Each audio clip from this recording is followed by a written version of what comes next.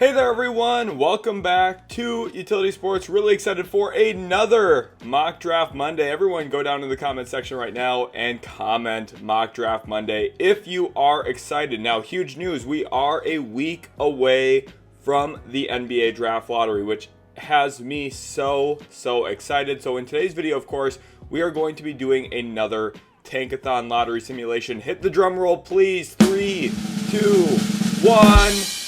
The Washington Wizards move up to number 1. The Philadelphia 76ers jump up to number 2. I saw a comment on last week's mock draft commenting on how Philadelphia seems to move up into the top 4 very frequently in my lottery simulations. It's just been a roll of luck seemingly for Philly. We'll see if that actually holds true for the top Sixers with their pick top 6 protected this year.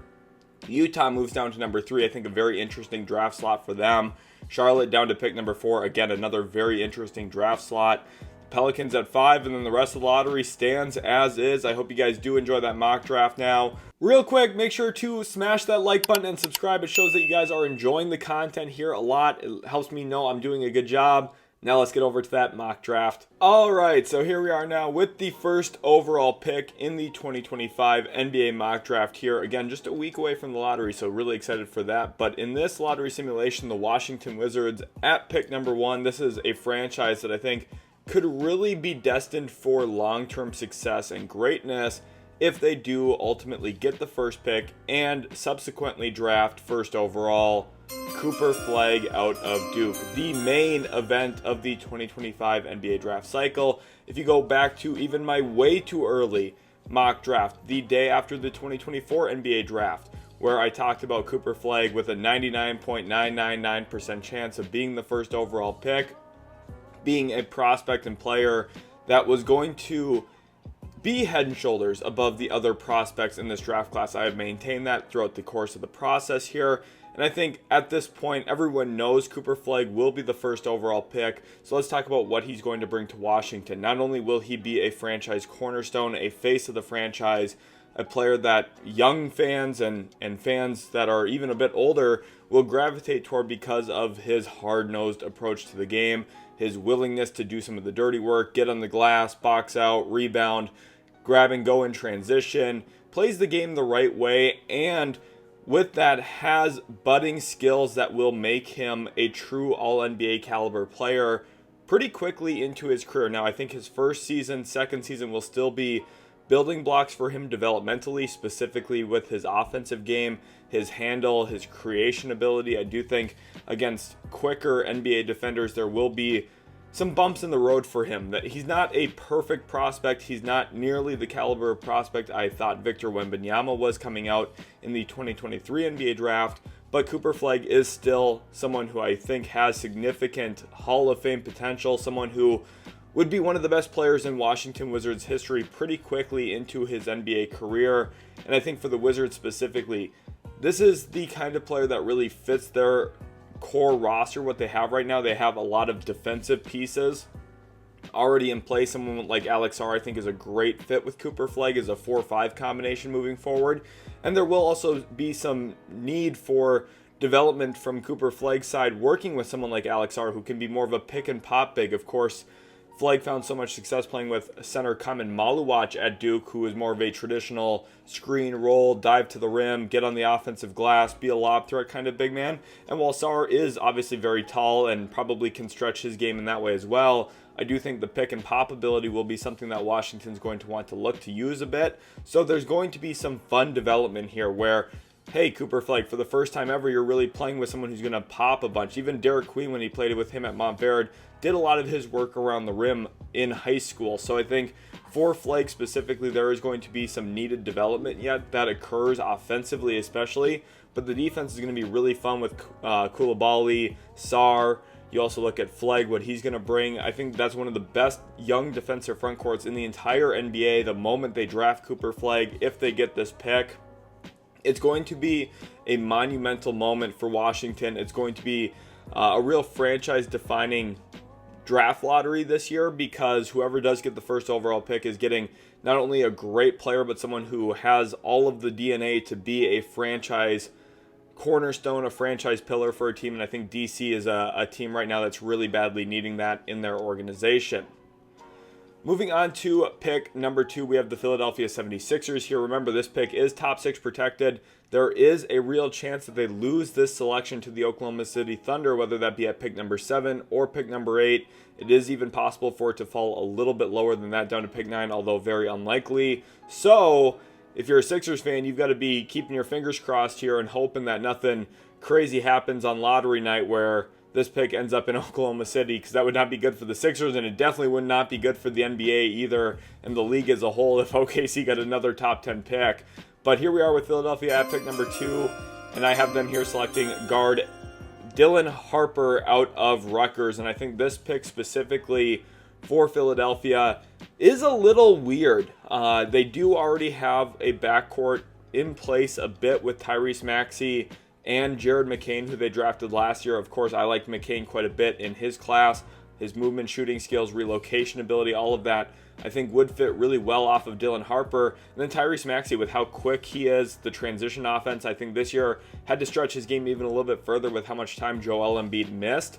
And in a lost season, I think the Sixers specifically were able to give Maxey an ability to stretch his game even a little bit further on the ball, which is what makes this fit a little weird, because they already have some backcourt pieces in place, and I don't know if Dylan Harper is necessarily the best fit either with Joel Embiid. Harper, one of his greatest strengths is his rim volume.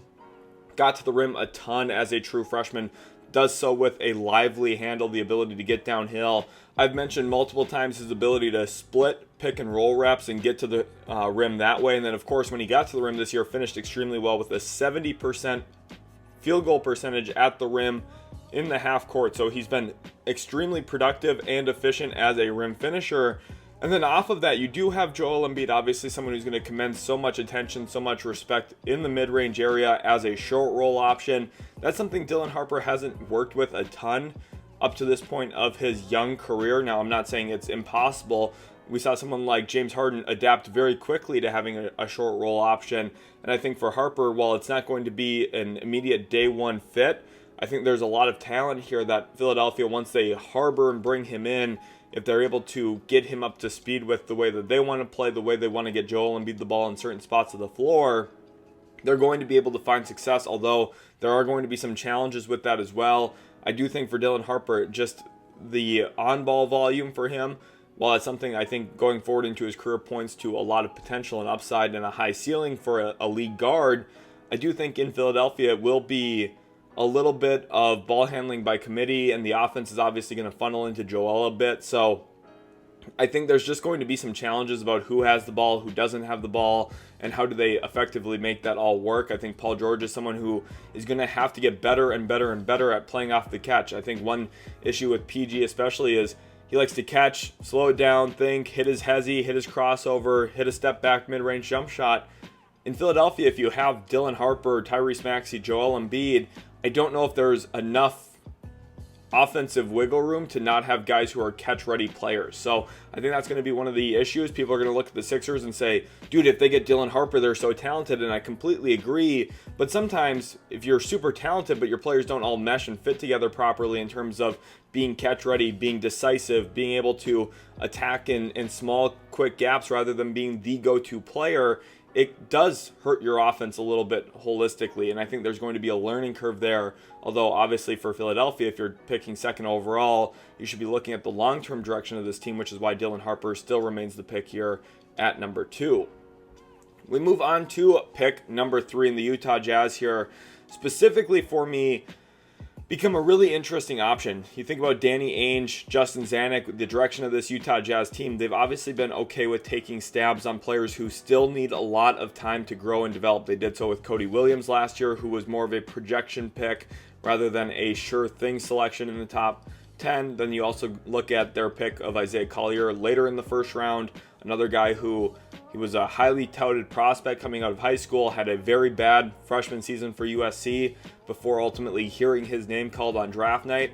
And the Jazz were okay with that, and they're given room for these young players to develop and blossom, and they're giving them opportunities on the ball, off the ball to play and play a lot of minutes. And it's been resulting in a lot of losing, but I think the long-term projection is for Utah to give them opportunities to continue growing, which is why third overall here I have them selecting wing Ace Bailey, another prospect who is going to need time to mature and blossom, and I think his game specifically needs quite a bit of differentiation in it yet at this point. I understand all of the people who view him with significant upside, and you look specifically at the size profile, you look at his athletic tools where he can jump out of the gym, he is very bouncy, and then you also look at some of the shot making clips specifically where even with some bad process this year where he was taking terrible shots, the shot selection is just nowhere near where it needs to be for him to be an effective, good NBA player at this point, he still made an okay amount of them. His true shooting percentage hovered just above 53% this year, which is not great by any means, but given the degree of difficulty, you can see where some of that upside would potentially lie.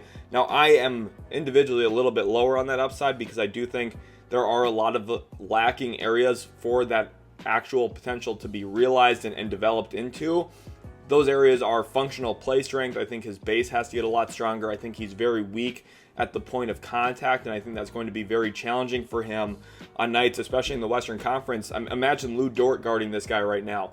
Obviously, yes, this is still a projection pick. It's not going to be the end of the world if Ace Bailey struggles his rookie season, but he is not physically built to handle some of the premier point of attack defenders in the NBA at all. And you might say, well, why does that matter? He's a wing.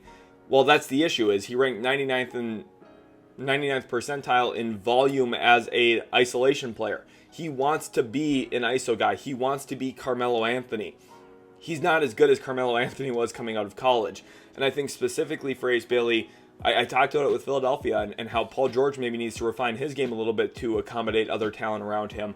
I don't think you can win big with Ace Bailey being a 99th percentile volume isolation player. I do not believe that, which is where, okay, if you're going to change his role, first of all, he has to be okay with doing that. He has to change the way he plays. Instead of catching, holding, and then going, he has to just catch and go. There's no time to hold. There's no time to delay. And he has to shoot more threes. He has to shoot less mid-range jump shots. He has to get to the rim more effectively, which is where I question the handle. That's another big concern of mine.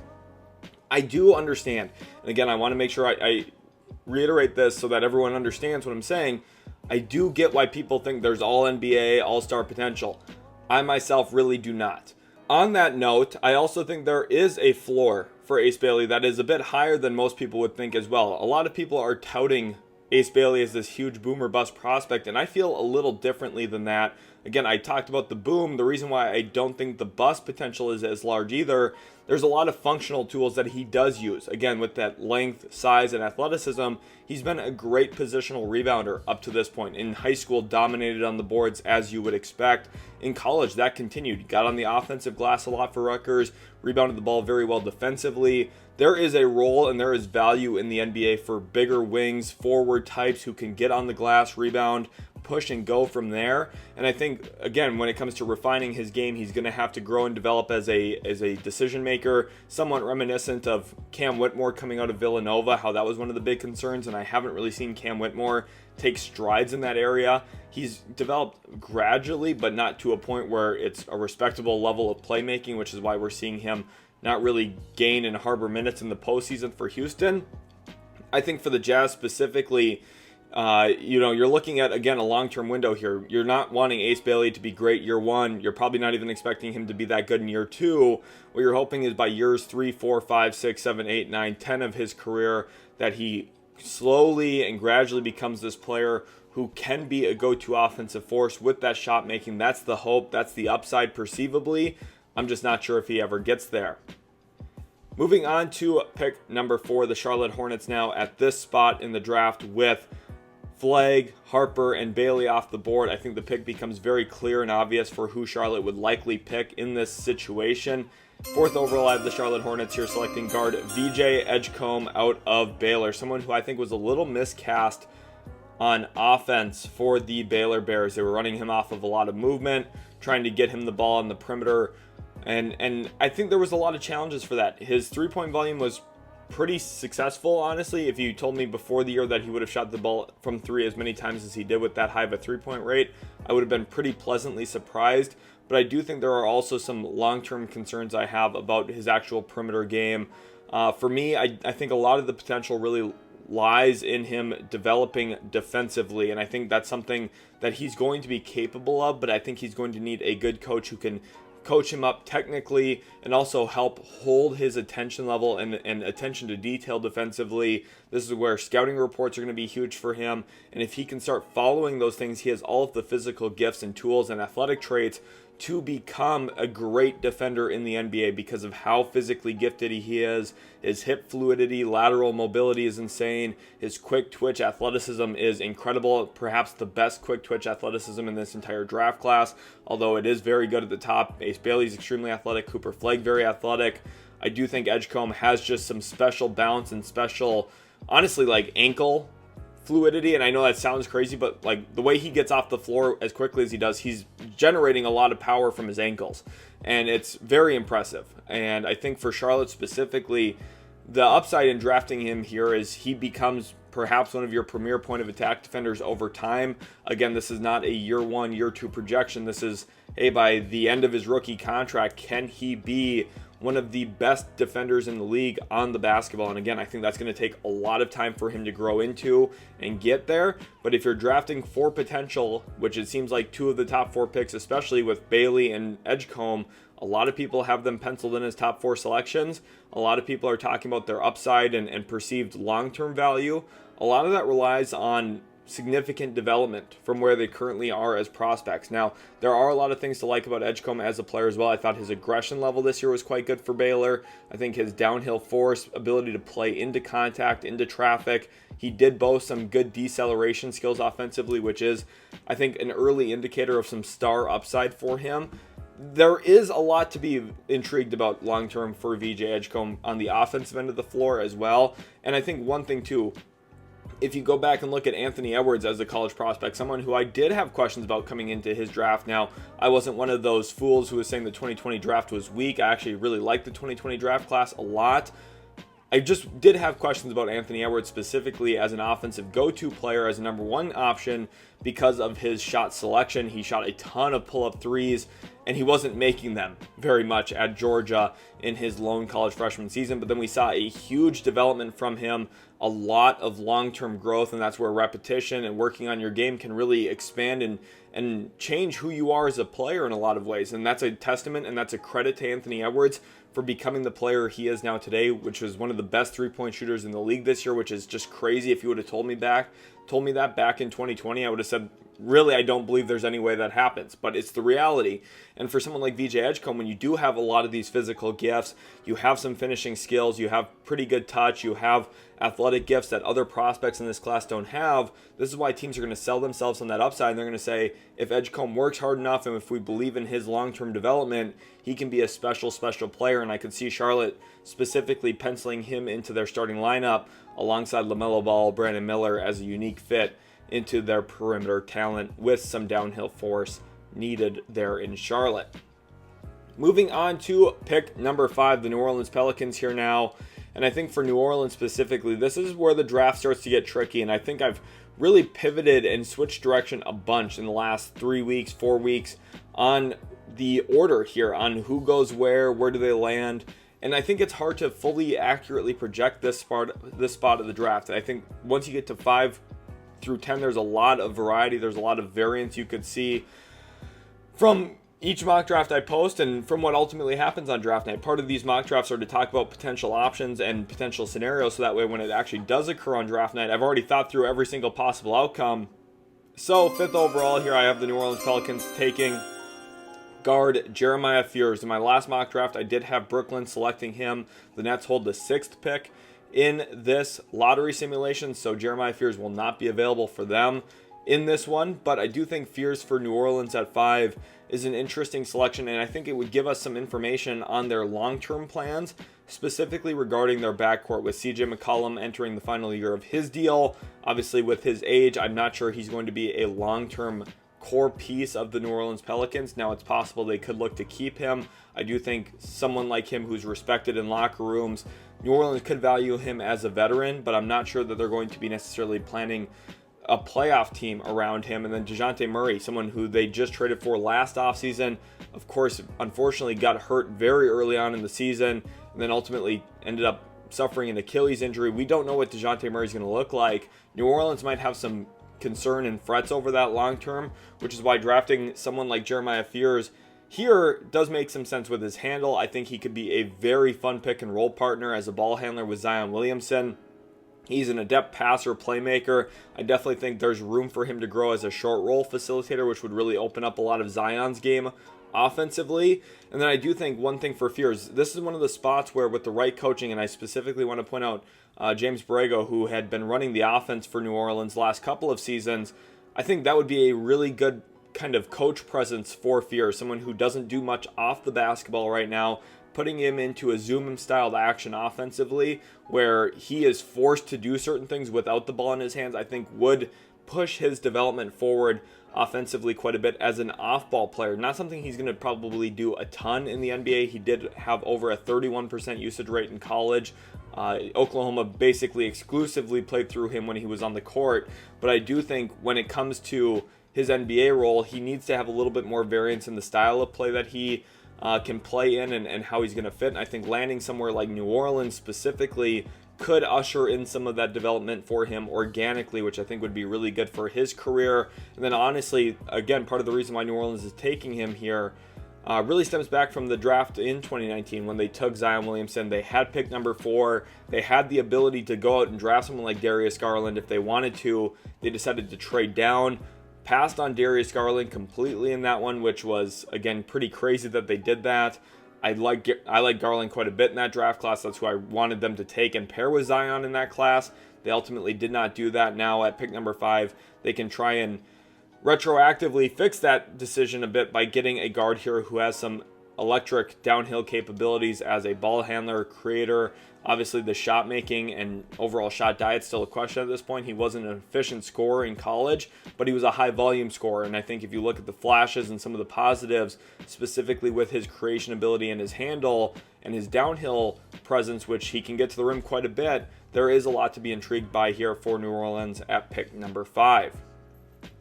Pick number 6 here now, the Brooklyn Nets on the clock here with Jeremiah Fears off the board. I think Brooklyn becomes one of the harder teams to project because there's so many different ways that they could go, and it really stems from them having so much offseason flexibility with cap space and a ton of draft picks. Maybe they're lining up for Giannis Antetokounmpo. Which way could the Brooklyn Nets ultimately go? 6th overall here, I do have them selecting center/forward Derik Queen out of Maryland, and I think Derik Queen for the Nets would be a really great option. Now, they do already have some bigs in place.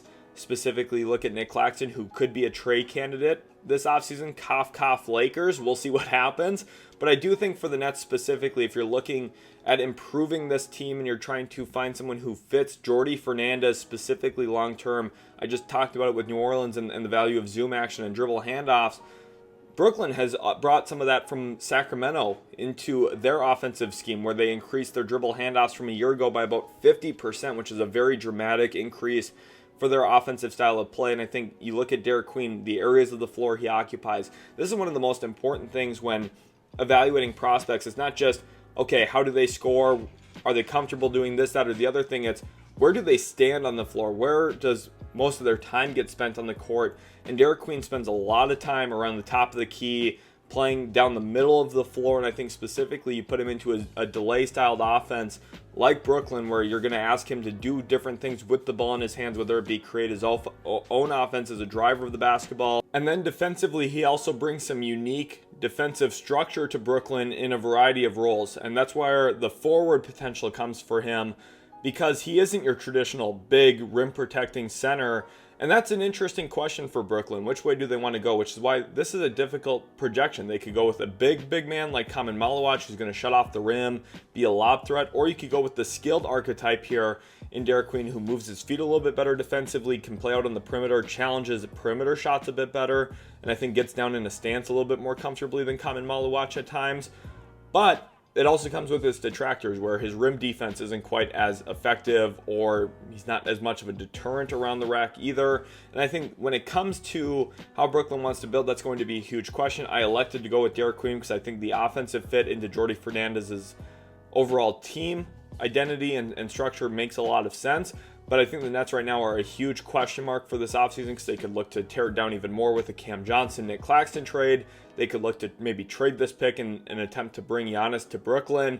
There's so many different options for Brooklyn this offseason, so it's really hard to nail down what they're ultimately going to do. But I do like Derik Queen as a prospect, and I think he would fit very, very well here with the Nets in Brooklyn.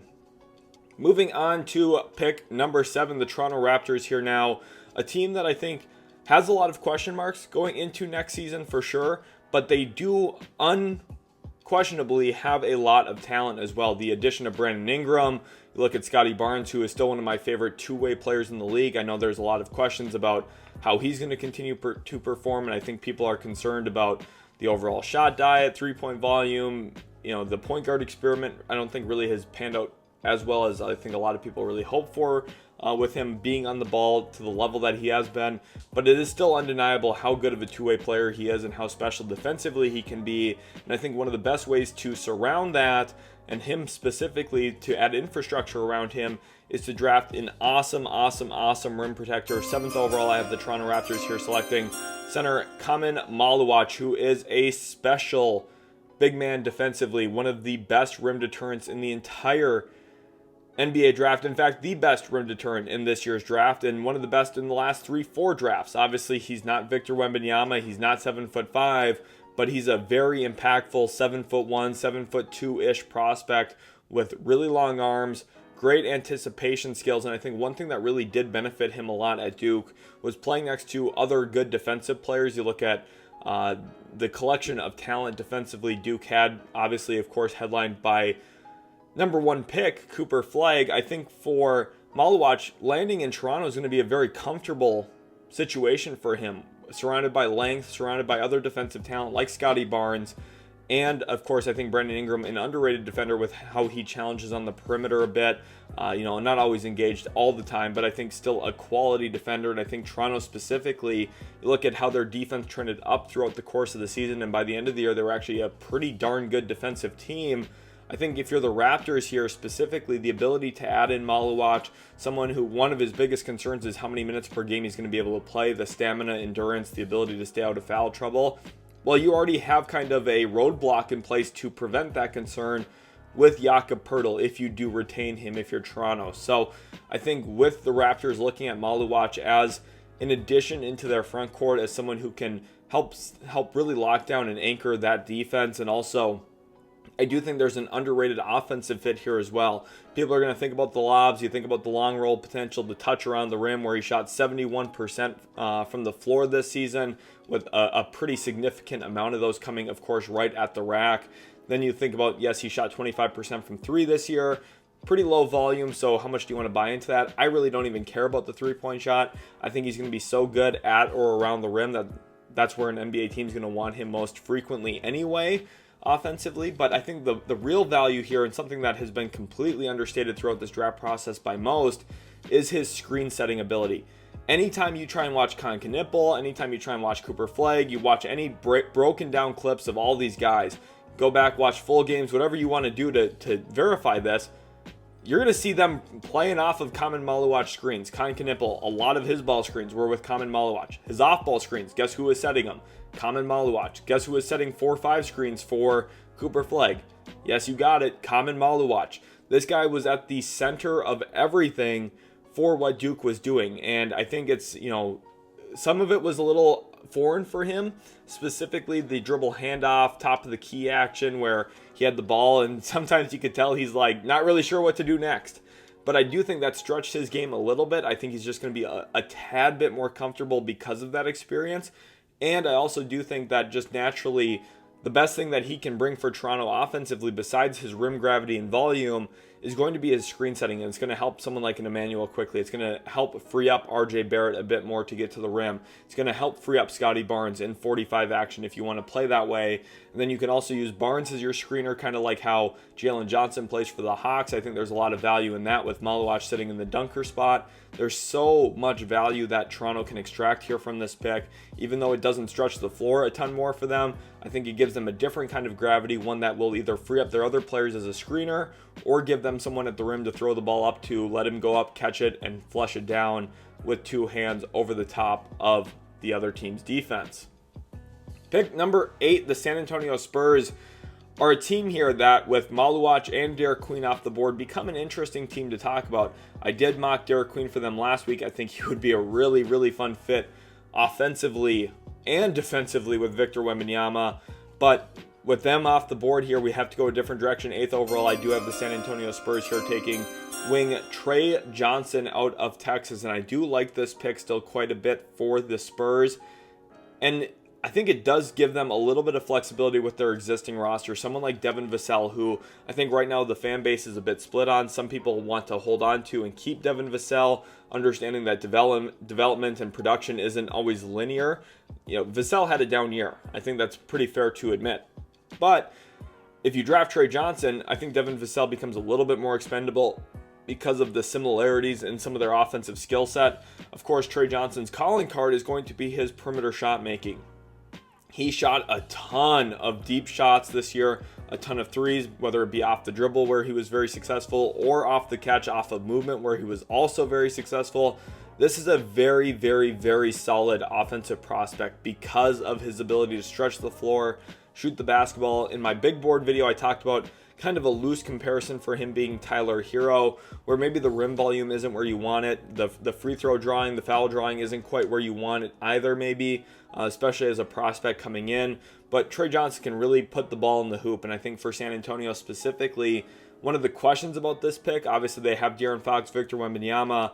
How willing or comfortable is Tre Johnson to be more exclusively an off-ball player? At Texas, there was a pretty good mix of him off the ball as a scorer and on the ball, and I don't know how comfortable or how willing he's going to be to fully shift into a predominantly like 85, 80-ish% off the ball player. And, you know, that's where you have to get a better feel for these players in person. That's what draft interviews are for. You get to know who they are, what they're really looking for. This was a headline last year with Stephon Castle. He wanted to play point guard, remember?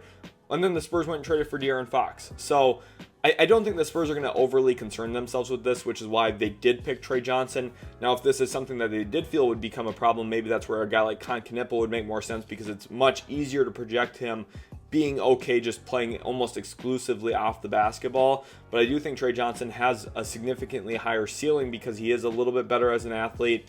I think he does have more off the dribble scoring prowess, especially as a shooter, than Knueppel. Knueppel's not a bad one either. You guys know I like Knueppel a lot, but I do think Tre Johnson's just a little bit of a leveled up version of that, both athletically and as a scorer. So for San Antonio to be able to get him here 8th overall, I think this is a very good fit into their existing roster. And as long as Tre Johnson's willing to kind of dial down his role offensively and his on-ball usage a little bit, I think it's going to work out really, really well for San Antonio 8th overall. Pick number 9, the Houston Rockets here now. This is a pick via the Phoenix Suns, of course. And what a bet the Rockets made last offseason, trading some of those Nets picks back for these Phoenix selections. I loved that move for them in the moment, and it's paying off already with a top 10 pick here. Yes, they didn't have that Nets pick, but hey, the Nets with Mikal Bridges probably would have been better than the Suns were this year. So it's a testament to Rafael Stone and the Rockets. They've had obviously a great season for themselves. I am recording this prior to Game 7, which is tonight. I'm going to be watching that game. Obviously, we'll have the actual news and know what happened, but at this point I don't. But I'm excited either way. And I think for the Rockets, if it's a loss, you got to be happy. If it's a win, you're obviously over the moon ecstatic, playing second round basketball again. I'm really happy for the Rockets. And 9th overall, they get to add more talent here with wing Knueppel out of Duke. And I talked about his readiness to play off the catch, his readiness to be an off-ball player. And I think for Houston specifically, not only have we seen Alperen Sengun emerge and rise up to the level of playoff basketball. He's been an elite player in the postseason for the Rockets, leading their team in points, rebounds, assists, steals. He's been brilliant for the Rockets this playoffs already. But I do think someone like Knueppel could also be a really good addition into their team, especially if you factor in Reed Sheppard and Amen Thompson, guys who are going to handle the ball a bit for them. I think Knueppel could really succeed for them in a variety of ways. For Amen Thompson, he might be an awesome ghost screener. For Reed Sheppard, he might be someone who could set off-ball screens for Reed Sheppard, and I think there would be a real dynamism between those two guys playing on the floor together at the same time, because they're both such elite three-point shooters that are going to garner and draw so much attention that anytime you have shooters screen for other shooters, there's going to be confusion on who should go, who should stay. Are we switching? Are we hedging? How are we guarding this? Because both of these guys can really shoot. I think this opens up a lot of offensive flexibility for Houston. Now, one of my concerns is Ime Udoka the guy for that kind of offensive creativity? I don't really know, because I do think at times Ime Udoka's offensive game plan and strategy can be a little lackluster, a little bleak, and at times a little disappointing. And I'm not trying to rag on Ime Udoka. He's an elite coach. He's a great coach, and a lot of that stems from what he does defensively with his teams. And, you know, on offense, I think it can be a little stale. So this is where Knueppel and more Reed Sheppard next year would really open up a lot of things for Houston. I just want to see them actually play into that and do those things. I think when Reed Sheppard, one thing that disappointed me, when Reed Sheppard was with the Rockets this year playing NBA basketball, they put him on the ball a ton, and I understand they're trying to stretch his game, grow his game. I think the best value version of Reed Sheppard is where he's going to be on the ball about 40% of the time, off the ball about 60% of the time, and Knueppel, again, to I think even a greater degree, probably off the ball 85% of the time, on the ball about 15% of the time. So how do you channel that? How do you actually guide your offense to playing into that kind of setting? That's where Ime Udoka's got to do a better job offensively for this team moving forward. But nonetheless, it's been a hugely successful season for the Rockets. And I think a little bit more shooting and another guy who's really ready to play off the catch in Knueppel would be awesome for this team's offense especially. Moving on to pick number 10, the Portland Trailblazers here now. And for Portland specifically, with a couple of shooters off the board right in front of them in Trey Johnson and Knueppel, I think this pick is a little bit more complicated. But 10th overall, I do have them going with someone who has been an effective shooter and play finisher over in Germany. Forward Noah Essengue out of Ratio Farm Ulm. And I think specifically this pick here for Portland is a unique, interesting one for a few different reasons. I think one thing that he's definitely going to bring for the Blazers is that functionality in transition and out of advantages. And I think one thing I still believe with this Portland team specifically, they have guys who can facilitate and create some of those advantage options for you. Whether it's Donovan Clingan out of delay action, playing off the top of the key as a passer, facilitator. I think Essengue is a very natural, good fit into that kind of context. You also look at Scoot Henderson, who I think is continuing to grow a bit as a downhill decision maker. I think there's still a lot of talent for Scoot Henderson to unlock in his game. I'm hoping Chauncey Billups can be the guy who pulls the best out of Scoot Henderson. He just got an extension there in Portland, so it's going to be his responsibility to do that. We'll see if it actually pans out or not. But I think Essengue's ability to stretch the floor, play out of the corners, be a corner cutter in transition. We saw Ben Seraph hit him a ton this year, whether it's over the top of the defense for lobs or in the corner on skip passes for catch and shoot threes. Essengue is a very natural fit, and I think for Portland specifically, adding more length, size, athleticism, and that's really the calling cards for Essengue, who's a very fluid athlete at about 6'10" with long arms and effective play finishing tools right now. There's not a lot of dribble in his game. There's not a lot of pass in his game right now, but he can shoot it off the catch relatively well, and he can definitely finish at the rim when he's already been created advantage for by one of his teammates. So I think for Portland, who already has some of those playmaking infrastructural pieces in place, Essengue becomes a pretty natural, interesting fit there long-term for them as a two-way forward who is relatively position locked as a power forward in the NBA. Moving on to pick number 11, the Dallas Mavericks here now. And I don't think this mock draft could play out any better for them, with Essengue going at pick number 10, a couple of shooters going at 8 and 9. In front of them, it has allowed one prospect to fall just a little bit. a couple of spots down the board, and that prospect here, 11th overall, is guard Kasparas Jakucionis, one of the best playmakers in this entire draft. People are going to point to his turnover rate. People are going to say, well, he turned the ball over almost 4 times a game. That's true, but he was tasked heavily with creating a majority of Illinois' offense, and I think specifically his ability to get 2 feet inside the arc, make decisions, draw in defense, and play with his own speed, pace, play off of 2 feet. I love his stride stop. I think there's a lot of useful tools that Kasparas Jakucionis has in his tool bag to open up offense for Dallas offensively. And I think with Kyrie Irving missing the beginning of next season, the Mavericks would have to rely pretty heavily on Jakucionis, which is where we'd probably see some of those turnover problems continue and carry over into the NBA early in his career. But once Kyrie Irving is back, once the Mavericks have another ball handler, playmaker around him, I think Jakucionis' off-ball skill set, which is quite advanced compared to a counterpart like Jeremiah Fears in this draft, really would stand out for a team like Dallas, where they have other players they want to play through. Kyrie, AD, Jakucionis' quickness, decision-making, decisiveness as an off-ball player would be extremely valuable for him. I love the way that he triggers into actions. I like how much he works without the ball in his hands in order to try and generate advantage when he finally does get the basketball. I think there's a lot of just intelligence and IQ here, and those are my favorite things to typically bet on in the draft, because when you have smart players, what you're typically going to end up with are problem solvers, guys who figure out, hey, this is what the other team's doing, this is what's working against us, what can I do to change that? And I think Jakucionis is a player who gets that. It shows up a lot offensively as well with his decision making as a passer, his ability to read drop coverage, his ability to punish that specifically. Now, Dallas doesn't have your traditional stretch big men like Tomislav Ivicic from Illinois, but I do think what they have with Anthony Davis is a very unique short roll player. They have obvious lob threats that I think Jakucionis is going to be able to grow into playing with.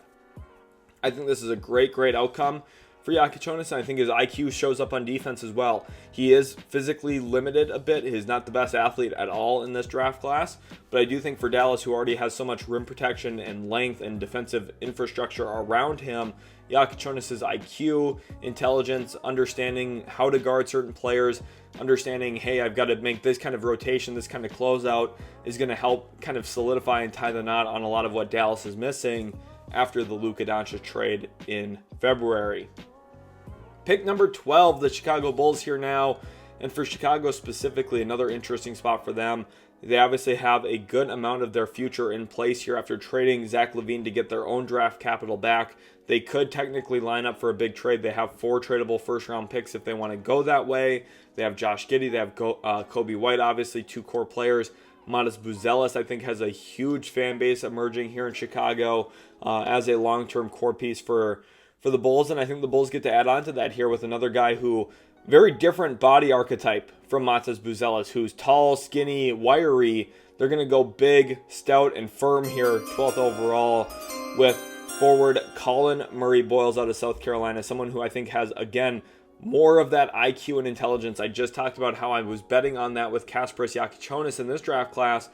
I love it for Collin Murray-Boyles, and I think the thing that really separates CMB from a lot of other prospects, someone like Noah Essengue, who we talked about at pick number 10, I think CMB is just so much more instinctive on both ends of the floor. As a passer, there's a lot of connective qualities. You hit him on the short roll, he can make dump-offs to the dunker spot, he can throw lobs, he can throw cross-court passes to the open guy, reading that low man help, reading where the tag help's coming from, and finding just little pockets on the floor to find success. Obviously, there are some things that his game presented in college that probably won't translate to the NBA. Playing with his back to the basket as a scorer, being a mid-range isolation player, those things probably are not going to carry into the NBA, which I think does hurt his offensive ceiling quite a bit from the success he found for South Carolina on that end of the floor.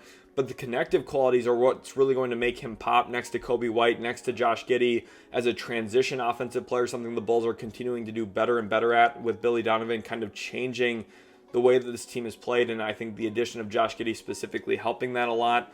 I do think CMB can be very additive offensively for them in a lot of ways.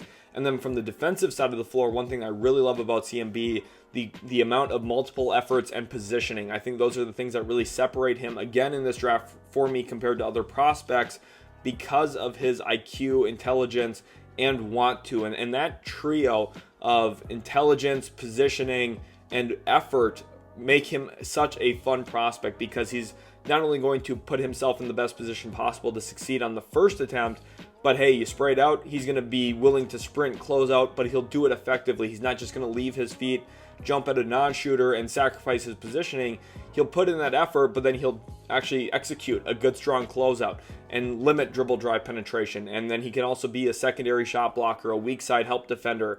There's a lot of value and function here that he's going to bring to a team like Chicago. And I think especially with Nikola Vucevic, if Vuce can shoot the ball as well again next season as he did this past year, the Bulls might be cooking with some gas here for a team that has been perennially in the play-in. I think Collin Murray-Boyles is a player who can be a high-quality starter for them very quickly in his career, and honestly change the floor and outcome of this team in a lot of different games, especially in close games. I think CMB is a huge difference maker on both ends of the floor for Chicago. Pick number 13, the Atlanta Hawks via the Sacramento Kings here. This pick, top 12 protected. Very, very likely this pick does convey, although, to Atlanta. So 13th overall here. The Hawks, I do have selecting guard Jase Richardson out of Michigan State. And I think one thing that is lacking for Atlanta, especially after the trade deadline, where they gave up some of their talented players, DeAndre Hunter, Bogdan Bogdanovic, who obviously was in decline for them. I don't fault them for trading him. You know, they brought in Terrence Mann. They have some really interesting defensive players around Trae Young. One thing I think they're lacking is some more of that dribble, pass, shoot skill set around him. And I think this is a huge area of improvement for Atlanta. If they come away with someone like Jase Richardson, who can maybe carry a bit of their offensive load in moments when Trae Young's out of the game, that was a huge problem for the Hawks this past season. They need someone else who can be a creator of offense, very comfortable with the ball in his hands. And Jase Richardson does a lot of that, but he's also very functional off the ball as a catch and shoot threat, shoots the ball extremely well, and plays off of actions well. This is another decisive player, and I think decisiveness, you know, there's so many skills you can talk about. There's so many different ways to evaluate and analyze basketball. The more I've matured and grown as an evaluator, the more I valued decisiveness, the more I valued players who are ready to do stuff when they should do it. And it sounds so simple, but it's something I do think we overlook a lot in basketball, and it makes the game feel a little sticky when you have someone like Marcus Morris, who was a real ball stopper, as an example. Like, while Marcus Morris put up good career averages, there were moments where he didn't help his team elevate their play because, hey, the ball would swing, one more pass would be a wide open three, but instead Marcus Morris catches and jab steps.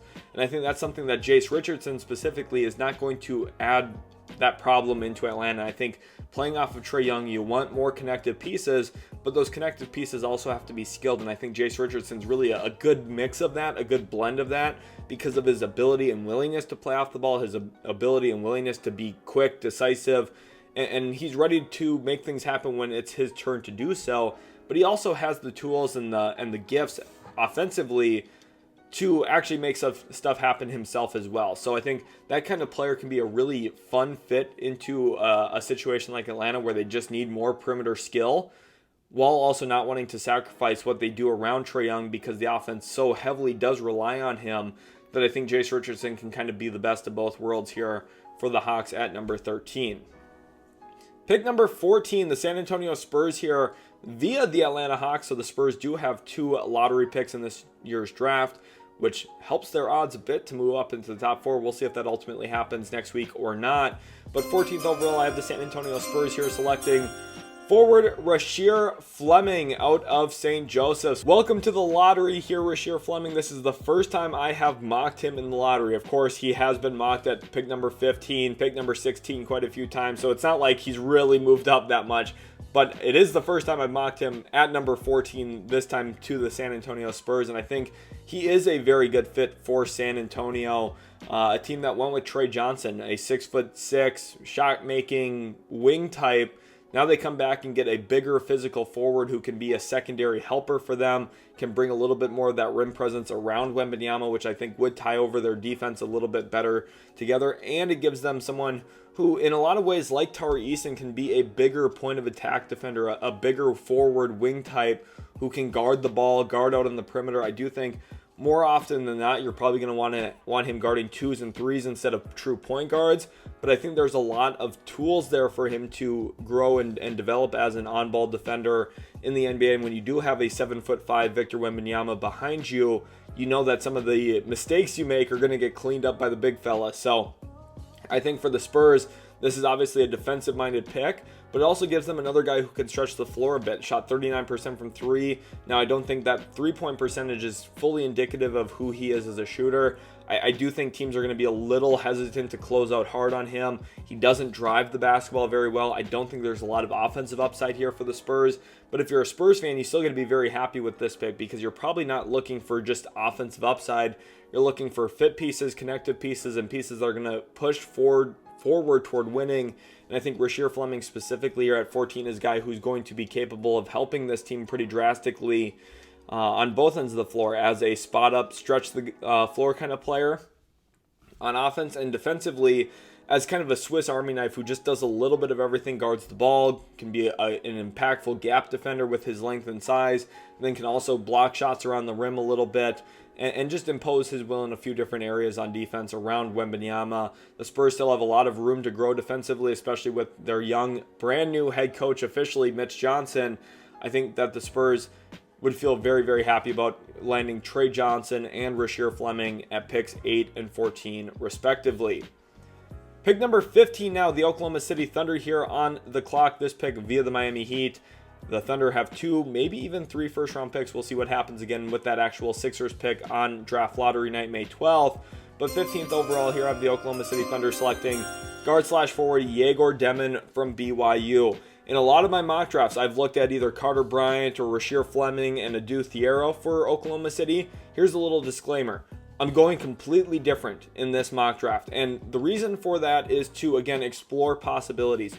While, yes, I think Fleming or Carter Bryant or Adou Thiero would be devastatingly awesome for Oklahoma City, we also know that Sam Presti has a type. And if you look at who he's drafted over the years, guys like Nikola Topic, you look at Alexei Pokashevsky, you look at Josh Giddey, he does really value tall playmaking and specifically guys who maybe aren't the most clear, obvious fits into certain contexts, but have that kind of playmaking vision, skill set with positional size, and he has valued that, which is why I wanted to mock Egor Demin here, 15th overall for them, something I haven't done pretty much the entire draft cycle.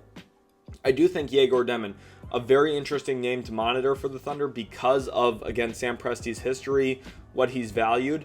And the Thunder, well, yes, they did just draft Topic last year. They also traded away Josh Giddey last year. So they are kind of in a tricky spot where they might look at themselves and say, we don't really need Egor Demin. We don't need this kind of player. But he's also someone who is probably more of a project pick and will spend a lot of time in the G League in his first, maybe even second year in the league. This kind of pick is something. Ousmane Dieng's another great example as well. Another guy who had some playmaking upside as a taller prospect. They drafted him in the lottery as well. So I think someone like Egor Demin at 15 definitely would be on Sam Presti's radar. I could see him pulling the trigger on a player like this. This kind of archetype has been something he has explored quite a bit in the past. While I don't think this is the best pick for Oklahoma City, and again, I'm in the perspective that I would rather go with someone like Carter Bryant or Adou Thiero or Rasheer Fleming if he was still available at this spot.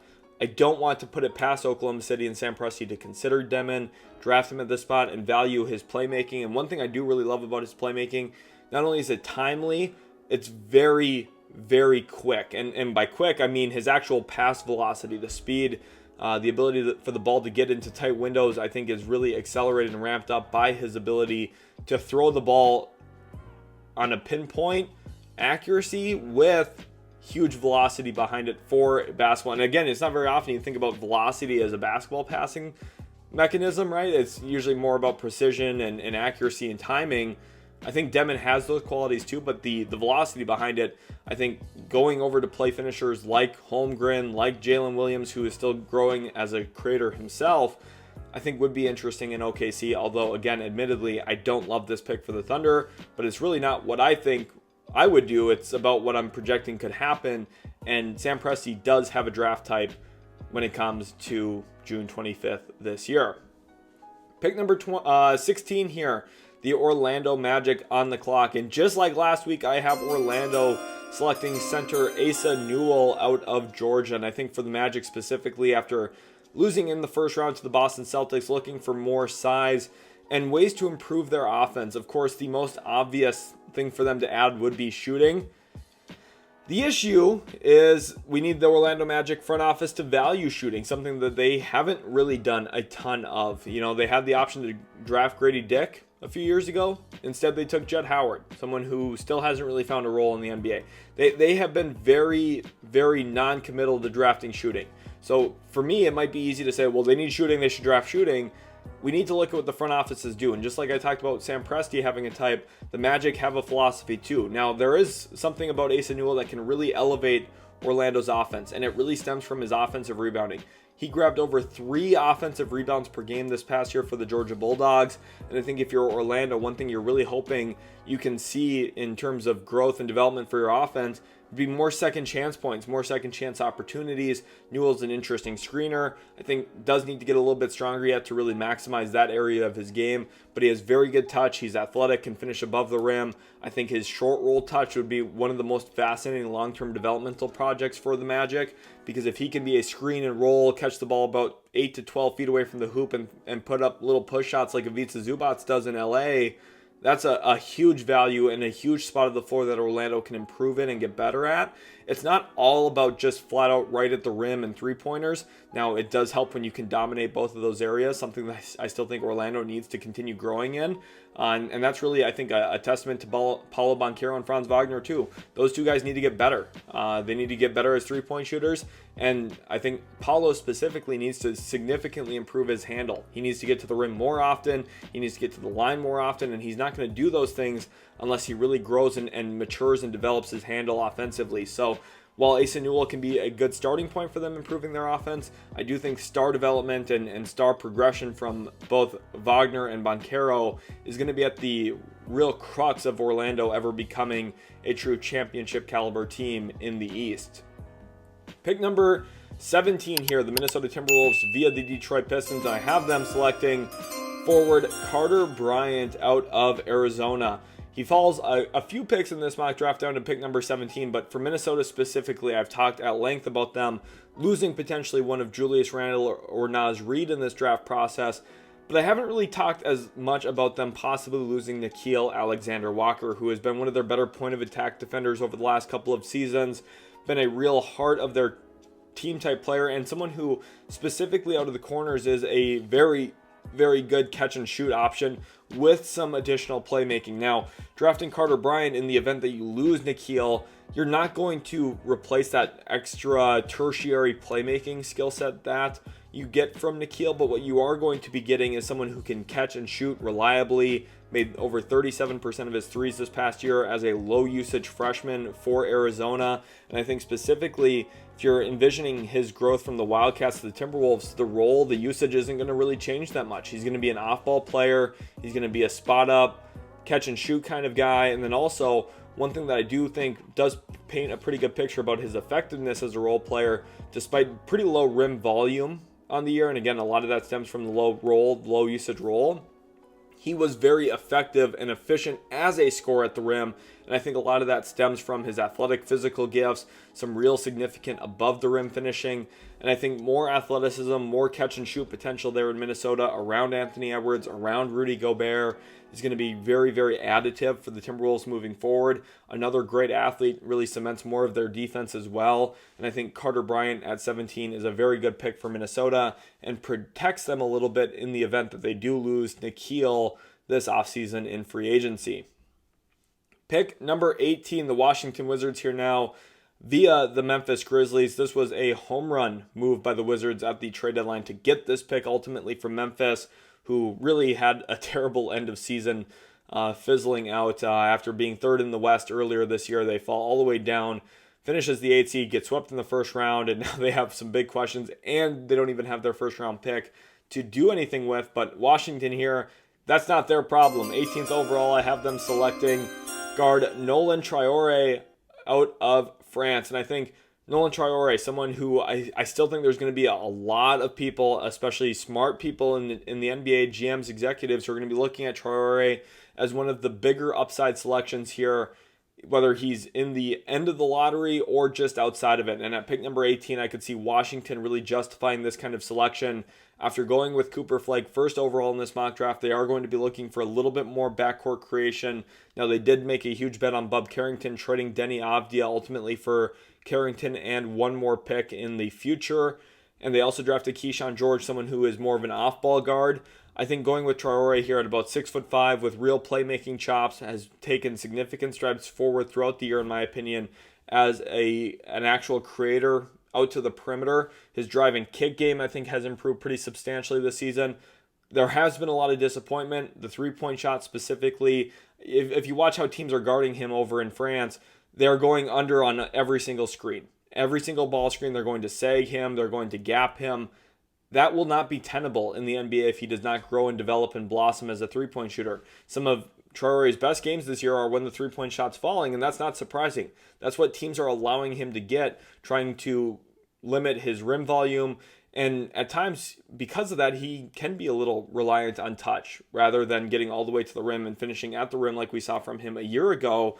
So I think there's a lot here that is going to be challenging. Now, one of the best things for Washington specifically, if you already have Flagg, first of all, you're not going to be probably relying on Traore to be creating more than like 20% of your offense anyway, which is, I think, good. You also look at the fact that, hey, you do have Alex R. You have a pick and pop big, which makes going under the screen a little bit more complicated. It makes it a little bit harder to get back to Sarr's body if you're the opposing big man. So there are some benefits here from a fit perspective too, where Traore could fit pretty well in Washington. Although this is still a long-term projection pick. This is not a pick that I think would help Washington win in the next year or two yet. But I do understand some of the allure here, especially for a guy who, with how things were looking a year ago, we projected to be possibly a top 5 pick in this class. Hasn't really panned out that way, but he can still be an interesting upside pick at 18 for Washington.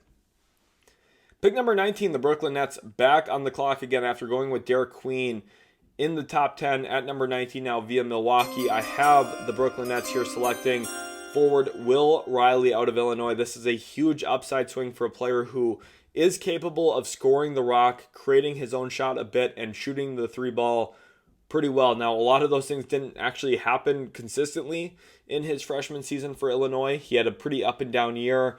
Brad Underwood didn't really give him the minutes on nights that I thought he was deserving of, and sometimes played him way more minutes than I thought he was deserving of. Brad Underwood obviously kind of transforming college basketball in front of our eyes now with his international recruiting, changing the landscape quite a bit. But Will Riley, someone who did flip his commitment toward the end of the process last year to Illinois. I mean, this is a pick where Brooklyn's saying, we're gonna try and bet on the offensive upsides of Derik Queen, Will Riley. We're gonna try and develop this unit of players who can really grow together, shoot the basketball, stretch the floor, play with pace, play up and down the court quickly. And I think Will Riley, for him, some of the areas that we still need to see him develop from a non-skill perspective, he's got to get bigger, he's got to get stronger, he's got to fill out his frame quite a bit. I think getting into an NBA training program, strength program is going to help him with that quite a bit. I do think if he gets a little bit broader shoulders, gets a little bit stronger of a base, we can maybe open up a little bit of that drive game too, because some of the handles there, some of the creation tools are there. This is a real bet on upside for Brooklyn here, but I could see them justifying this kind of selection with their 4 first-round picks this draft. They're going to take some possible swing or miss upside picks if they don't make some form of trade-up aggressive move to get a different kind of prospect on draft night. Pick number 20, the Miami Heat here via the Golden State Warriors. The Heat could have had 2 picks, ultimately did not operate in a way where they could get their own first-round pick back. They made the playoffs, got destroyed by Cleveland in the first round, and now only have pick number 20 to improve. And one thing that this team really badly needs, and this, I didn't love the Terry Rozier trade for them. I just didn't really understand it. Like, this team has significant problems, and they don't have control of a lot of their own future picks. It's going to be hard for them to go out and make a trade to drastically improve. You know, Heat fans are going to say, we're going to get Giannis. I don't see that happening. The Heat need to patch a lot of holes, and it, I think, starts in their backcourt. 20th overall, I have them selecting guard Ben Saraf out of Ratio Farm Alm. Earlier, we saw his teammate Noah Essengue drafted at pick number 10. Now at pick number 20, 10 picks later, he goes off the board. And at times, I would say he's been the best player for Ratio Farm Alm. He creates a lot of their offense. He's very ball screen heavy in his approach to the game, and I think putting him in Miami, they already have 2 different unique screeners that could be very beneficial with him, and 3 if you count Duncan Robinson as a ghost screener and what value that can bring. I think playing off of Khalil Ware as a screen and long roll type of big man who can catch lobs, finish at the rim. And you also have Bam Adebayo, who's more of a touch big man, where you get him the ball off the free throw line, get him the ball in the short roll. There's some value there as well. Now I think Saraf, who is relatively left-hand dominant, doesn't go to his right hand a bunch. I think there's still a lot of room for him to grow his game. I think that Miami could be an interesting spot for him to land to give him some of that developmental time. And I also think, again, I talked about it with the last pick, but sharpening up his body a little bit, getting a little bit stronger. And I think Miami specifically so well known for that Heat culture and specifically building up players' bodies, building up their physical capabilities. I think this could be a really good landing spot for Saraf because the Heat are in a spot where they could afford him on-ball reps going into next season. I think a lot of them. And they have some unique screening profiles that could help him as well. Now, one of the big questions for me is how reliant is he on that screening? In his U18 tape, obviously he scored out of isolation a ton and really succeeded there. But once you get to the NBA, it's a completely different picture than FIBA U18 is. It's a collection of better athletes. There's more size, more rim protection. It's going to be a challenge for him at times, I think, in isolation. I think, his handle, while it's good, I think there's still pretty significant room for improvement there as well. So this is an upside pick, I think, for Miami. This is a player who I would trust putting the ball in his hands. He's a very good distributor. I trust his overall process as a ball handler. The only question is, even if you trust the process, is he a good enough scorer, distributor, facilitator to supersede teams who have Jason Tatum or Luka Doncic or some of the other best on-ball players in the league? And that's where I think you might get some diminished returns from Ben Saraf in comparison to how other teams are playing and who other teams are putting the ball in the hands of. And I think that's where one of the questions about creation bets, especially when you're outside the top 5, outside the top 10 in NBA drafts, become pretty dangerous and pretty concerning long-term from a winning standpoint. Pick number 21, the Utah Jazz on the clock again here, and I have them going with forward Adou Thiero. And I think one of the biggest things for Utah, who went with Ace Bailey earlier, talked about some of the application of his physical gifts. Adou Thiero is one of the most applicable athletes in the entire draft. He is extremely great off of 2 feet. He's very good off of 1 feet. He's an instinctive, intuitive cutter. He gets to the free throw line a lot because of how athletic he is.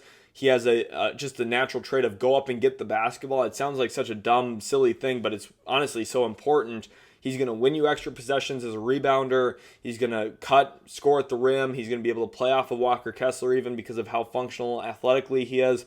And I think the biggest thing for Utah, this team defense needs to get way better. Part of why they were so bad, they played so many young guys. They played especially small young guards like Isaiah Collier. You're not going to have a good team defense playing a whole bunch of rookies and second-year players. You're just not going to in the NBA. It's too hard, and your players are not smart enough, cerebral enough to do that, especially with them being 18, 19, 20 years of age compared to other teams playing guys who are 25, 26, 27 years old. It's just going to be a challenge. But I do think Adou Thiero, who's a little bit older, he's a junior coming out of college, had a real breakout year for Arkansas. This is a player who should play 8 to 10 years in the NBA for sure. He's very, very functional, fits in a lot of different ways, very good as a gap defender. Now, I don't think he's going to be your prototypical on-ball stopper, but I do think there's a lot of physical gifts here that help him erase space and be able to help a team defense by plugging in little holes and almost being like a sponge where he's just going to soak up a lot of little stuff that your team has to be better at. And Utah, there's a lot of things to soak up and be better at. Adou Thiero is not going to solve all of the problems here, but I do think his presence would make someone like Walker Kessler a lot better at the rim defensively. I think there's just be a pretty significant overall team improvement from Thiero, just kind of solving a lot of small problems that can pop up possession by possession in the NBA. And I think for the Jazz specifically, this is a home run pick for them at 21. Pick 22, the Atlanta Hawks here now via the Los Angeles Lakers. Remember at 13 in this draft, we had the Hawks go with Jase Richardson out of Michigan State. Now at 22, they come back and draft a big man in forward/center Danny Wolf out of Michigan. Another skill player. I talked about Atlanta needing more dribble, pass, shoot. Danny Wolf can do all three of those things. Now, the handle's a little questionable, but I do think as a center in the NBA, it's a pretty respectable handle for that position. Now, teams who do exert more ball pressure can get underneath his handle. There are going to be some turnovers. There's going to be some problems with that.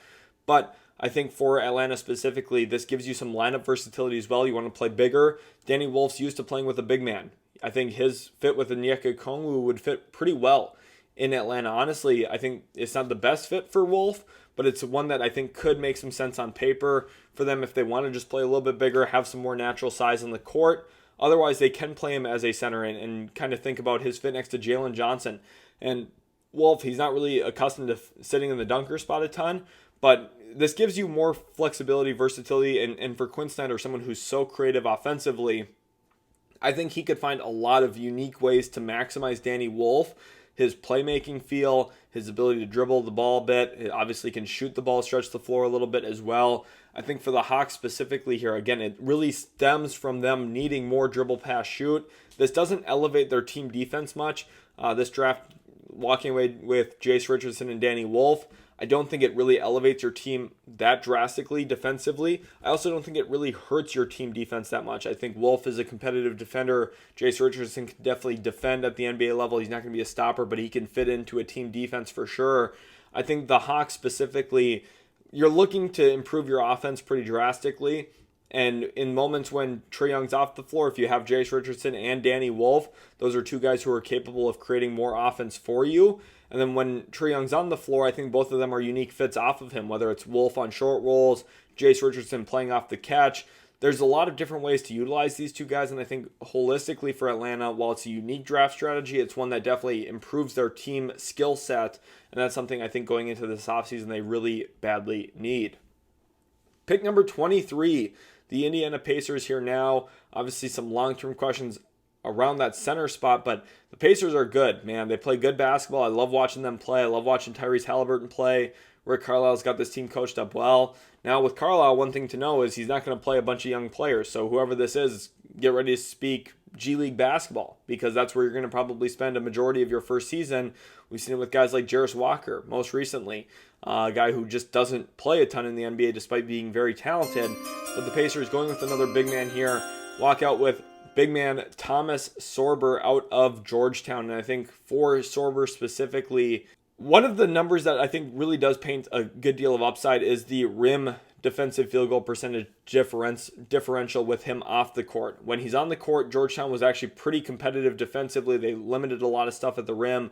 The moment he stepped off the court and missed some games with injury, their team defense and their rim defense especially just completely fell apart.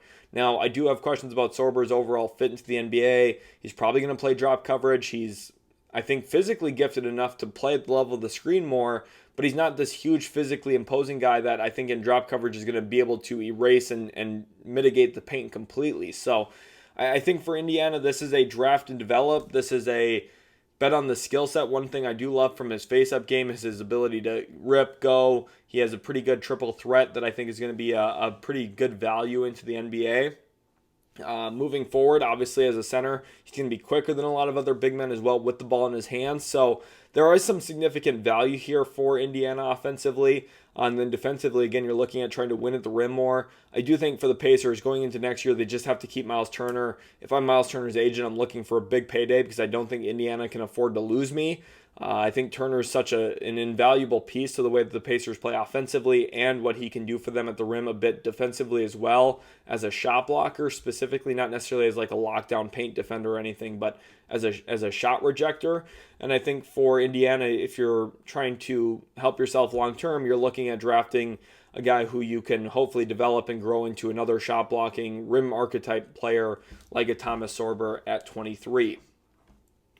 Pick 24, Oklahoma City on the clock again with Egor Demin at 15. The Thunder now probably going to look into their front court, but remember I said I'm going to switch up how we're doing things here. So Adou, Thiero already off the board. We're going to look at a skill set that I do think Oklahoma City could use still a little bit more of, and that is a high-volume three-point shooter, catch-and-shoot ace.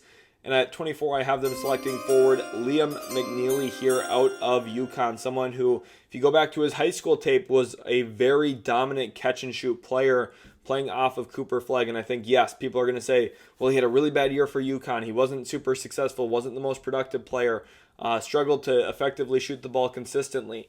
Those are all fair gripes and concerns.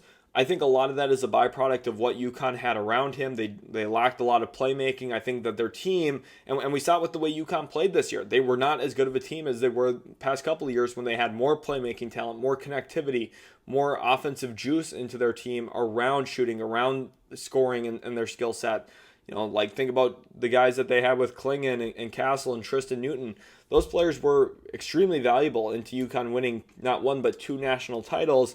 And I think if they had some of those players still, Liam McNeely would have had such a better freshman season. So you're projecting his fit in Oklahoma City. Not only can he rebound the ball pretty adequately for his position, which I think would help OKC even a little bit further. The Thunder have so much speed, length, and quickness defensively around McNeely that I think you could hide some of his defensive concerns. And then offensively, really the whole point is McNeely's going to be a floor stretcher for them, someone who catches, shoots. This is going to help their three-point attempt rate as a team a bit in the minutes that McNeely does play, and you're never going to have him on the ball. It's like 99% off-ball roll where Shai Gilgeous is going to have the ball.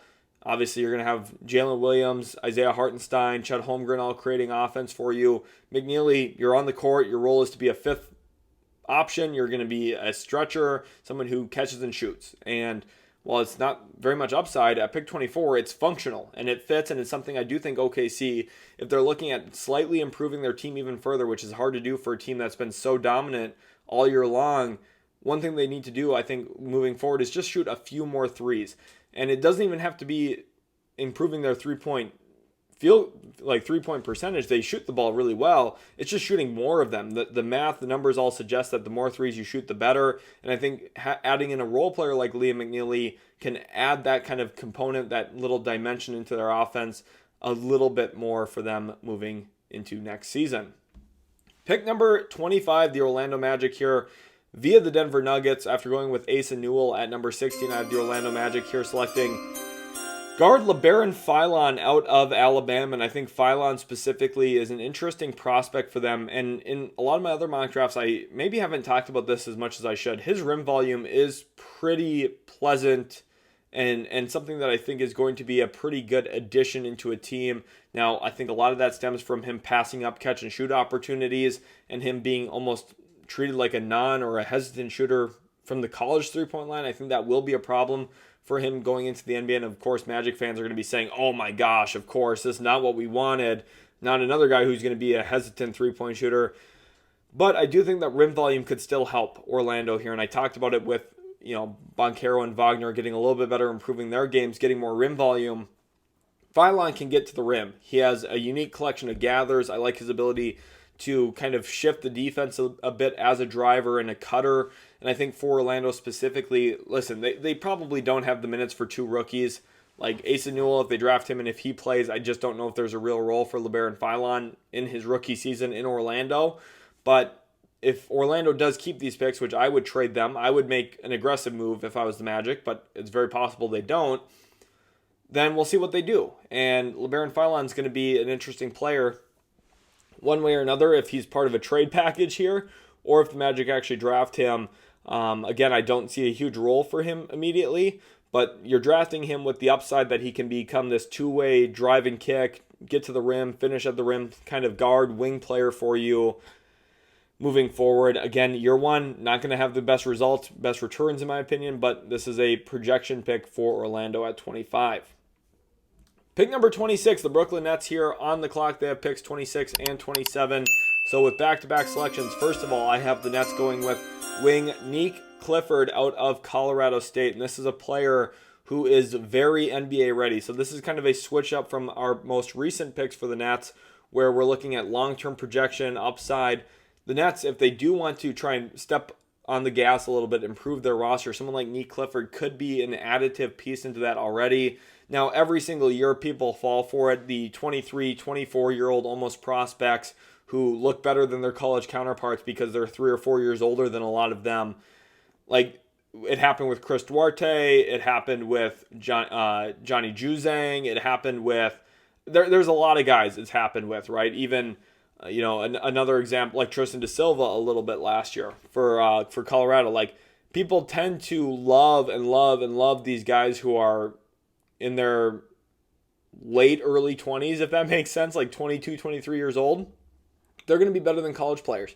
And Nick Clifford was. I think coming into the NBA, his shot making, his all-around play, well, yes, it looks intriguing. Another example, Wendell Moore. Like, people loved Wendell Moore, and he just wasn't good enough at any singular skill to stand out in the NBA. And I think Nick Clifford is better than Wendell Moore. I do think Nick Clifford can carve out an NBA role. I just don't know if people who are saying, oh, like, for sure lottery, maybe even top 10 value here, like, I couldn't disagree more. I just don't see that at all. So for Brooklyn, this is a guy who can help you now. He can play a little bit. I just don't see the ceiling and the floor being adequate enough to justify anything in the lottery or even higher than that in this year's draft. Pick number 27, the Brooklyn Nets here now via the Houston Rockets. And at 27, after going with Nick Clifford, I have them going with guard Boogie Fland out of Arkansas. So all in all, the Nets have a targeted and acquired a bunch of different positional variety here. Obviously, you think Derek Queen, Nick Clifford, who we just saw. Now they go with the guard and Boogie Fland, who his best bet is his creation skills as a playmaker. Boasted a 3.5 to 1 assist to turnover rate this past year as a true freshman in the SEC, which is pretty impressive. Now, the shot-making prowess was not there. The rim percentage is quite low. Very reliant and very heavily dependent on pull-up jump shooting and mid-range scoring. I do think this is a project pick. I would expect him to spend quite a bit of time with the Long Island Nets before actually playing real NBA minutes. But again, for Brooklyn, there's so many different ways that this team can look. I think going with a few upside picks and one projected player who could help them now in Nick Clifford is a pretty good way to go about it for Brooklyn, because they could still take that long-term perspective. Someone like Derek Queen can, I think, do a little bit of both, help them now and long-term. Nick Clifford helps them now. The other picks we went with at 19 and 27 help them over the course of the next 3-4 years, hopefully, if things go well. Now, Boogie Fland's going to be an interesting player. I really don't know. His draft range is going to start somewhere in the mid-20s, if I had to guess, and then it could be as low as like 48 or 52 or something, where he falls into the second round pretty far. At some point, some team will draft him. I would be pretty shocked if he went undrafted, just because he was a highly touted prospect coming out of high school. We've seen examples of that, like a BJ Boston, for example, still being second-round picks, even with terrible freshman seasons in college. So I think there is still a lot to like about Boogie Fland. I think teams will value him enough to either warrant a late first or early second-round pick, probably, but it wouldn't be like the most shocking thing either if he fell into the mid to late 40s. So kind of a hard player to pin down in this draft, especially in terms of where others are going to view him. I think at 27, though, Brooklyn having 4 first-round picks, I could see them willingly taking that risk on a boom or bust prospect in a way in Boogie Fland. Pick number 28, the Boston Celtics here now. With this pick, the Boston Celtics are going to be looking to fill out their depth a little bit. And one of the things I do have concerns about long-term for Boston is their center spot. Now, obviously, they are in a very good spot right now with Porzingis, Horford, and then also Luke Cornett. You would look at that and say, well, they're set. They don't need to take a center. But with rumblings that the Celtics might shake up their starting lineup next year because of cost concerns and how expensive this roster is, does that mean Porzingis, especially amidst some injury problems, could he get moved? Al Horford, he's very old. How long is Boston going to continue betting and relying on him long term? Well, he's been an awesome role player for them. It's also hard to envision Boston just banking on him for the next 3-4 years, right? At some point, you're going to want to get someone in place to play some big man minutes for you. So 28th overall, I do have the Celtics going with center Alex Condon out of Florida, the national champion for the Florida Gators. Worked out a delay action well, and I think one thing for Brad Stevens, if you go into this draft at number 28 and you're trying to preserve Joe Mazzulla's spacing, but there's not really a true stretch big to the level of Porzingis at 28, obviously, how do you do that? Well, you find someone who can pass the ball and be a threat off the top of the key as a dribble handoff user and a screener, and that's what Alex Condon does very, very well. Very accustomed to playing in this kind of offensive context and delay, playing off the top of the key as a trail big man, and ushering in offense in different ways than Porzingis does. Porzingis isn't going to be your best dribble handoff guy. Porzingis obviously more as a trail big, stretch big, shoots the basketball, can expose mismatches a bit as a post-up option from about 15 feet. Condon, obviously, not going to bring all those things. So this is a different player, but still can occupy similar spots on the floor. And I think that's where it would be tricky for Joe Mazzulla to perfectly fit Alex Khaman into his offense. I think there would need to be some added wrinkles and some more, trail big screen action where you're looking at hitting, different kinds of ways to play. But I think those aren't necessarily bad. It's just different. And I think for Boston, you don't want to diversify what you're doing too much because you're dominating the 3-point category. You're obviously been a great team. You won a championship last year, in position to maybe do so again this season. Boston's awesome. So you don't want to change too much, but Alex Khaman is someone who can keep kind of the similar spacing, but add different wrinkles into the way that you play ultimately. Pick number 29, the Phoenix Suns here via Cleveland. Again, I continue to hold the position. This is one of the hardest picks to project. Last year, Phoenix went with some older prospects. Ryan Dunn, who was a sophomore coming out of Virginia. And then they also went with Oso Ighodaro, who's an older prospect coming out of Marquette. So do they go the older prospect route? Well, they just changed their general manager.